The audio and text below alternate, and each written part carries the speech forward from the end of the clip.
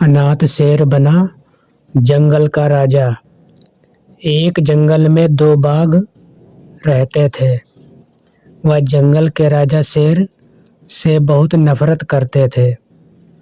वे दोनों बाघ जंगल का राजा बनना चाहते थे, इसलिए शेर और उसके परिवार को मारने का प्लान बनाया। शेर शेरनी और अपने बेटे सिम्बा के साथ रहता था। शेर के बाद उसका बेटा ही जंगल का राजा बनने वाला था, इसलिए दोनों बाघ मिलकर शेर को फंसाने का एक जाल बिछाते हैं। उन लोगों ने एक बड़ा सा गड्ढा बनाया जहां शेरनी और उसका बेटा फंस जाते हैं। उन्हें फंसा देखकर बाघ आते हैं। तब शेरनी उनसे मदद मांगती है, लेकिन दोनों बाघ हंसते हुए उस गड्ढे को भर देते हैं। बेचारी शेरनी और उसका बेटा सिम्बा बेमौत मारे जाते हैं। जब यह बात शेर को मालूम होती है तो वह सदमे में चला जाता है और पागलों जैसा इधर उधर घूमने लगता है। इसी का फायदा उठाकर दोनों बाघ शेर को मारते हुए जंगल से बाहर निकाल देते हैं और खुद को जंगल का राजा घोषित कर देते हैं। लेकिन बाकी जानवर उदास हो जाते हैं तथा शेर दूसरे जंगल में चला जाता है। भूखा प्यासा और थका होने के कारण पेड़ के नीचे बैठ जाता है।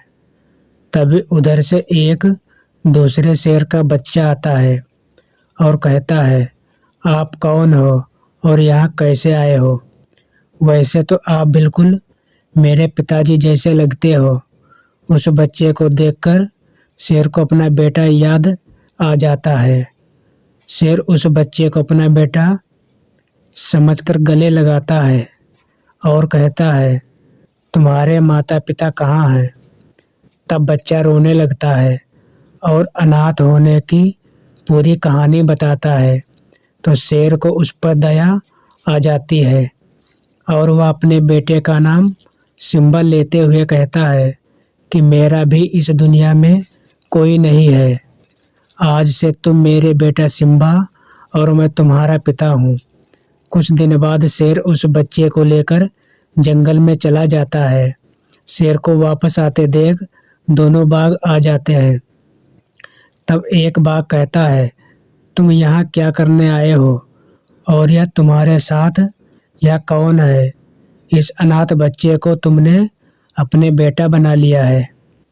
अब यह जंगल हमारा है, यहाँ आकर कब्जा करने की कोशिश मत करना। इस पर शेर कहता है, कब्जा तो तुमने किया है मेरे जंगल पर। इतना ही नहीं, मेरी बीवी और बच्चे को भी मार दिया है। उसी का बदला लेने आया हूँ। दोनों बाघ शेर पर हमला कर देते हैं। अभी बीच में वह बच्चा आ जाता है। शेर और बच्चा दोनों मिलकर बाघ को मार देते हैं। इस तरह से शेर अपनी बीवी और बच्चे का बदला ले लेता है और सभी जानवर अपने राजा को देखकर खुश हो जाते हैं। शेर उस अनाथ बच्चे को जंगल का राजा बना देता है। सीख, बुराई का अंत आखिर बुराई ही होता है।